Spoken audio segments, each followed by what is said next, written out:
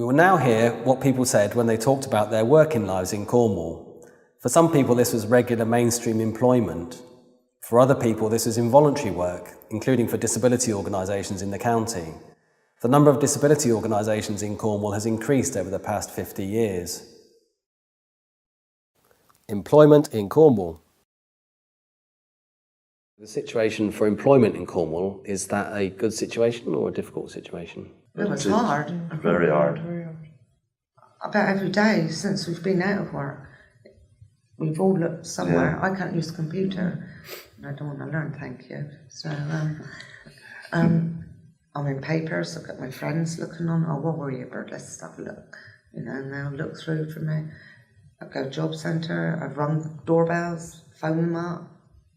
Nothing, there is nothing. I know you've got an interview coming up. Has that taken a long time for you to find that? Yes, I've applied for 5 or 6 of them, but nothing. That was the first one I got back. Cornwall is famous for tourists coming down, so a lot of the employment is very seasonal, isn't it? It's very much the summertime and the Christmas time sort of are the two times when people get lots of work. But a lot of able-bodied do that though, don't they? What kind of work is it then? Chalet cleaning, daffodil picking, I couldn't do that anyway. Things like that, and field work. Because the industries in Cornwall traditionally are farming, fishing, mining, it used to be. Well, they just made 50 redundant at the Cornerstone mine now, haven't they? Yeah, it could be worse than that. They could certainly close it altogether. Yeah, and tulips now. Yeah. Not being disrespectful, I hope, but you're not 20 years old, all of you, are you? No. That's right. And they ask if you want anything put in place at interviews for your disabilities, but they don't ask what it actually is. And thank God, because they wouldn't even interview you, would they?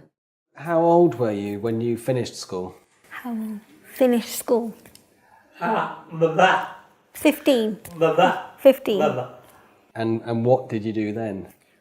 What job first? It's a brickie.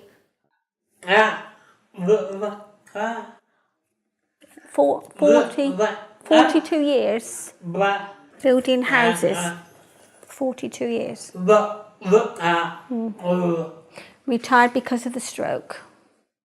And I had a job down to Munro's Long Walk, box factory. And I stayed there until I was 49. Before then, I used to work in the 2 pubs in Galzetney. And so were you working in the bar there? No, I was a cleaner. And then Ted Passfield asked me to go in the Winter Gardens, because I used to own the Winter Gardens. The Winter Gardens was a nightclub in Penzance? Penzance, yeah. And I used to be in there with them, washing glasses and that. Then down the Trevelyan Arms, I used to be a cleaner. Clean all the bedrooms and do the waitressing and that. I worked over Clarence House for a while.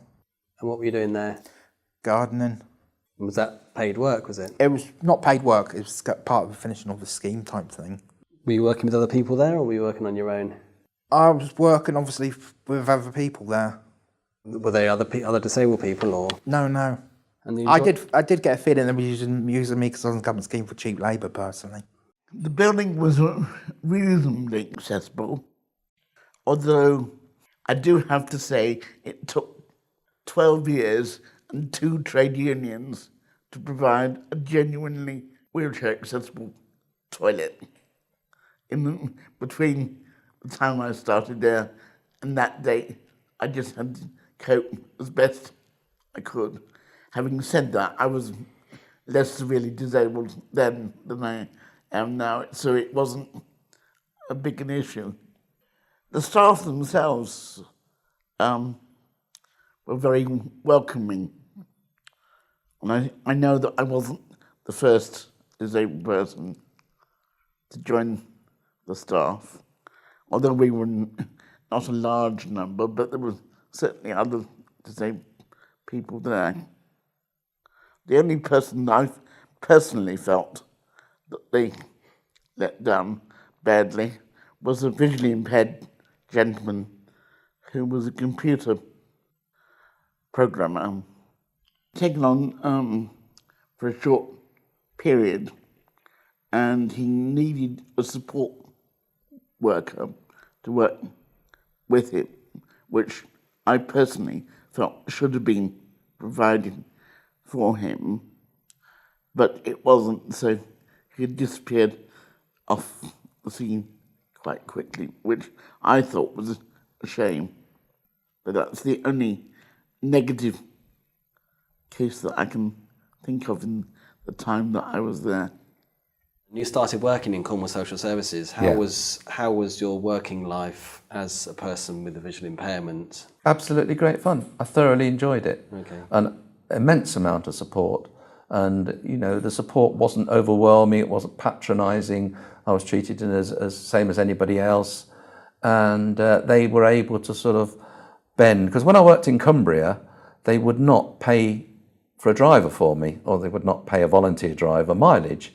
The social workers in Cumbria were driving around, and they got their own cars, they got the mileage allowance.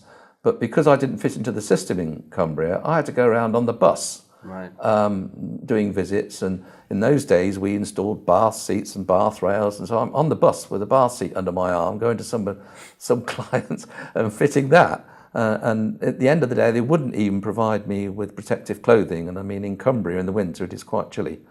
And so they said, oh, no, we don't do that. And so because I didn't fit into the system, I mean, at the end, it led to me saying, right, I'm off. But in Cornwall, it was totally different. And they said, yes, okay, we recognise you need a voluntary driver. And, you know, we'll ask the Cornwall Blind Association to organise that for you. And then just hand your mileage in and we'll pay it.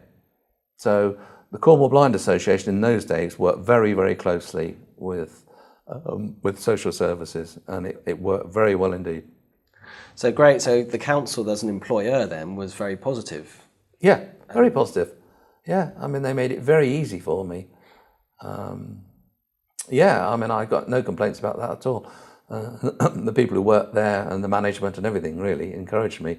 And, you know, I managed to sort out myself, you know, visiting people and so forth. We used to have some funny things occur on occasions. I went and interviewed one woman, and that was a mental health issue. And when I came out, my driver said to me, after 20 minutes of interviewing, my driver said, did you realise that woman didn't have any clothes on? Which I hadn't. So there were always little bits and bobs like that cropping up. But it's lovely to go and see somebody and, you know, talk through with them and leave them feeling happier than when you went in. And that's a real privilege. Because you're wearing a dog collar. Yes. Is that the word phrase that it is? I Yeah, don't know yeah, what the technical that's term good. is. Yeah, no, it's not fancy dress. No. Yeah. So you are now... I'm now ordained and serving in Cornwall as a parish priest.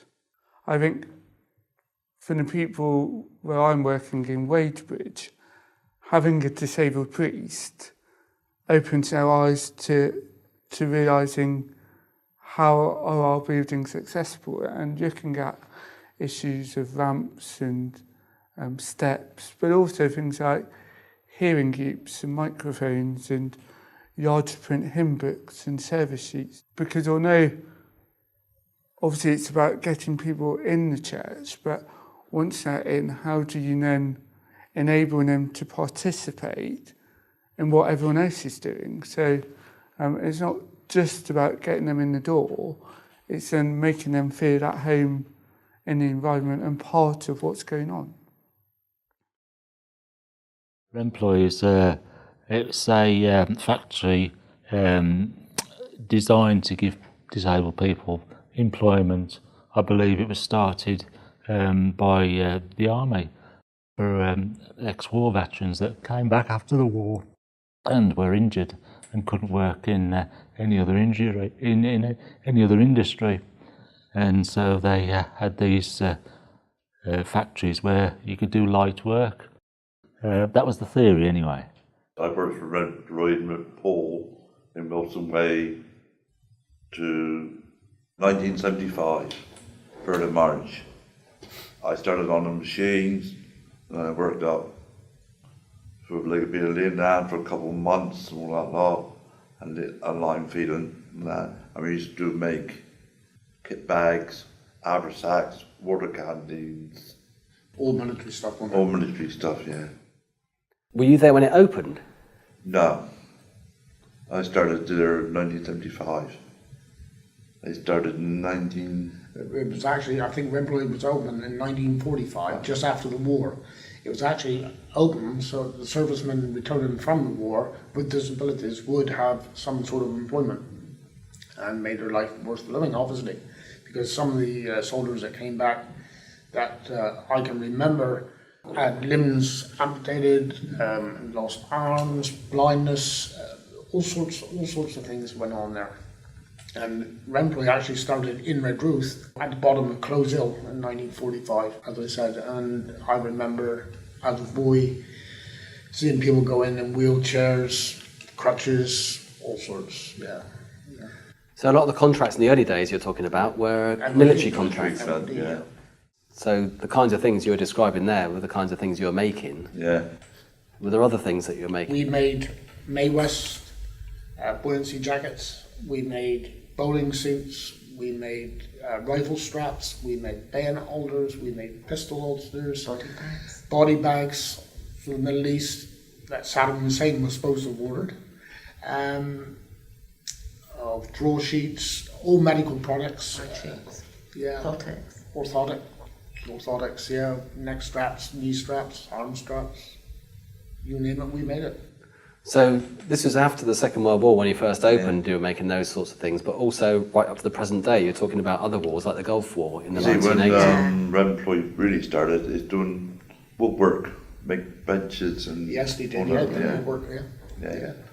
And they started, after they went into Pole, they started doing the military stuff. I can remember them coming in to visit us. Yes. The military people. Because it was quality, is what you had to do. Only one mistake you do, you have the whole lot sent back to you to do right. So what happened in 2012, which was interesting, was that the Remploy factory at Long Rock closed down, but you're talking about a different Remploy factory. So was there more than one in Cornwall in the early days? Only one. But it was in a different location? Yeah, then in 1980 something, I'm not sure now, then they brought one down to Penzance, Long Rock. Oh, so there were two for a little while then? Yeah, Penzance and Redruth. I've worked all my life. I've only ever had 2 jobs. I did 24 years on the Cornwall Highways Department, working for them. And to be quite honest, they looked after me with my disability as well. Then I joined Remploy April 1989, and I did 24 years there. And again, I was looked after. I learned a lot there at Remploy. When I first went in, as everybody else here did, they all started off as machinists. We were all tested on machines. I worked my way up to the cutting section, where we cut materials for all sorts of things, military equipment, and all that there. Then I was promoted and became leading hand there. Then I had operation again on my legs, and I couldn't stand for very long. So I then was made leading hand in the stores. Learned to use a computer. Remploy looked after me very, very well. And I miss it, as Sean said. You actually miss it. I've been out of an evening with my wife, and I went to a party one night, and this guy says to me, he says, where do you work at? I said, I work at Remploy. And they stand back with amazement, and they think, I thought, well, hang on, what's the problem? There's not a problem. I've got a disability, yes. It's not, you can't see it, only when I walk.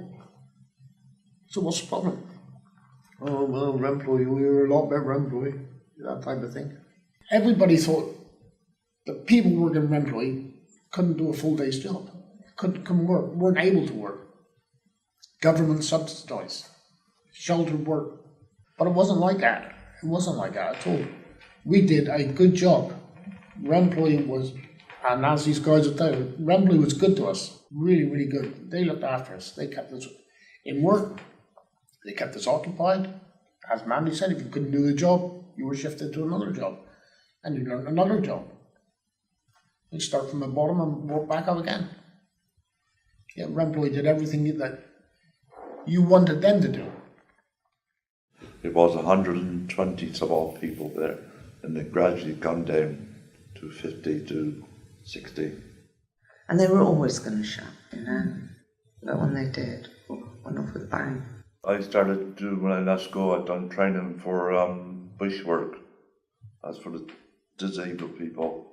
I used to do like some making bricks and slabs and that, like woodwork, and TVs, make panels for TVs, putting spots on them and putting painting dots on the panels.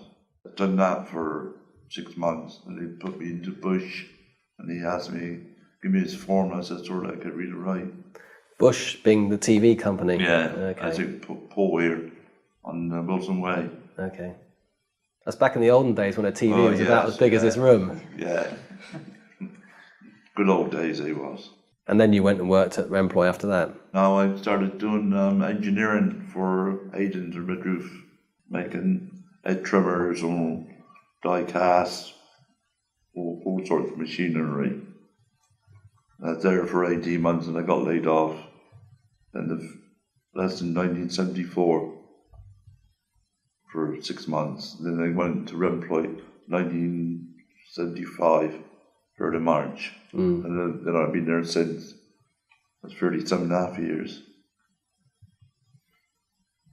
Really hard. That's all I know about it. We're outside work now, I don't think it'll be much for me. When I tried to find work, no way.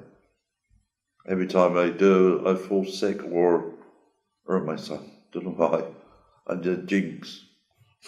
Remploy wasn't only about the people that worked in Remploy. Remploy had they had a thing with the Cornwall College, and we used to bring in disabled people from the college, Penzance College, and we used to train those as well. Those boys with disabilities, and some of them were really, really nice guys, and really wanted to work, but Remploy never took them on. They didn't want to go, did they? No, That they blind didn't want girl to that go. we had. The thing is with Remploy, and I feel sorry for the guys area that ain't got a job. And I'm 63 years of age, and it ain't going to affect me as much as it's going to affect these guys.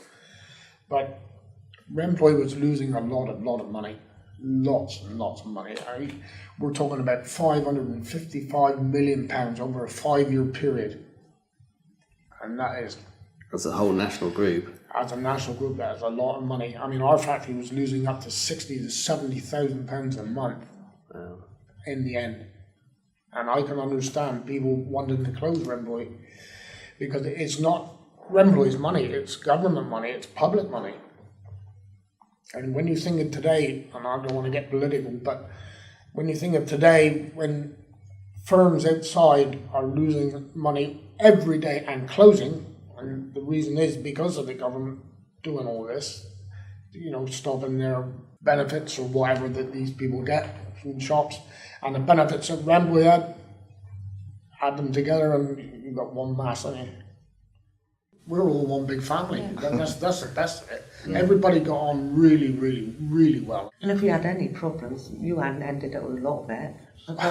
Yeah, I ended up as a union rep. I actually took most of the problems away from them or helped them with their problems. So if they had an issue with the job they were doing, I could go in and speak to the manager and I'd say, look, can you help me out? Mandy's struggling. I need her to be taken off this job and I need her to go and do something else. And the manager would say, fine, if you can find someone else for her to do and replace Mandy, that's not a problem. So we switched around, did what we can do when we could do it, really. I don't think anybody had what they call massive rows or anything like that there. Everybody was like, arrive in the morning and go home in the evening, you know, did a day's work. And I think we did a good day's work for a good day's pay, to be fair. When we all first started there, Remploy was a job for life. They guaranteed a job for life. And then, as I said, 16th of August, the door shut. So you probably spend quite a lot of time doing council work, do you? Councillor stuff? Yeah. But also spent a lot of time doing treasurer's work. Because I'm also doing the actual books. For Cornwall People First? Yeah. Because you were, I remember when I saw you after a meeting, when it was the end of the financial year, you were very proud because you managed to get your accounts in very early. I always get my accounts in very early. They're done now. They were done months ago. They were finished in April. My accounts were. Unlike lots of people I know, You know, you're incredibly busy. Yeah, I keep myself busy. Councillor work, Cornwall People First work. You do a lot of work here at Disability Cornwall. Always very busy. Because at the end of the day, I'd rather be doing that than sitting around in a day centre. When I get an email off you, it's got a long list after your name of all the different stuff that you do. You do a lot of voluntary work, don't you, for a lot of different organisations? Yes, I love that work, and in time I would like something within all these sort.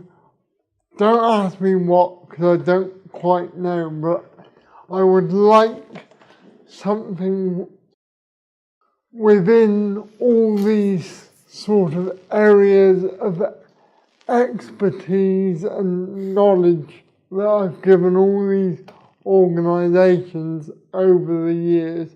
I would like to find myself a niche within it all somewhere, so I don't completely have to give it all up. But my intentions are not to be on benefits all of my life, because otherwise I would do it. Why did I do all those years of education? Participants: Mandy Penrose, Rodney Richards, Sean Rowe, Vaughan Bray, David May, Clara Allen, Councillor Chris Jordan, Diana Johnson, Richard Pryor, Reverend Don Whitting, Trevor Bailey, and Pete Ski. Interviewer Dr. Theo Blackmore. Transcriber JHTS Transcription Services. Subtitles Azook Community Interest Company. Disability Cornwall and Isles of Scilly. Empower, Assist, Facilitate. Supported by the National Lottery through the Heritage Lottery Fund. All interviews recorded in 2013. For more information about the project, please email theo@disabilitycornwall.org.uk.